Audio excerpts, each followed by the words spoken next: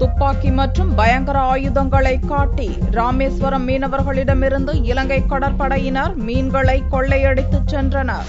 ராமேஸ்வரம் மற்றும் பாம்பன் பகுதியிலிருந்து மீன்துறை அலுவலக அனுமதி பெற்று 900க்கும் மேற்பட்ட விசை படகுகளில் புதன்கிழமையன்று மீன்பிடிக்க மீனவர்கள் சென்றனர். கச்சத்தீவு தலைமன்னாருக்கு இடையே மீனவர்கள் மீன்பிடித்துக் கொண்டிருந்தனர். அப்போது 5க்கும் மேற்பட்ட ரோந்து படகுகளில் இலங்கை கடற்படையினர் வந்து மீனவர்களை சுற்றி வளைத்தனர். துப்பாக்கி மற்றும் பயங்கர ஆயுதங்களை காட்டி மீனவர்களை மிரட்டி அவர்களிடம் இருந்த மீன்களை இலங்கை கடற்படையினர் கொள்ளையடித்தனர். மீனவர்களை தாக்கியதோடு மீன்பிடி சாதனங்களையும் சேதப்படுத்தினர். கடற்படையினரின் தாக்குதலால் உயிருக்கு பயந்த மீனவர்கள் மீன்களின்றி கரை திரும்பினர். கச்சத்தீவு பக்கத்துல மீன் பிடிச்சிட்டு இருந்தோம்.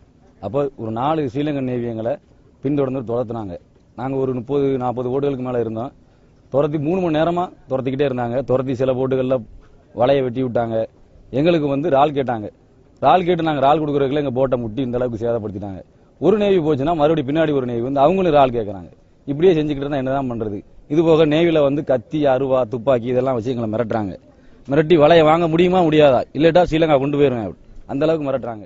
இலங்கை கடற்படையினரின் தொடர் அட்டூழியத்தால் ராமநாதபுரம் மாவட்ட மீனவர்கள் கடும் ஆவேசம் அடைந்துள்ளனர். மத்திய மாநில அரசுகள் இப்பிரச்சனையில் உடனடியாக தலையிட்டு தங்களது வாழ்வாதாரத்தை பாதுகாக்க வேண்டும் என்று அவர்கள் வலியுறுத்தியுள்ளனர்.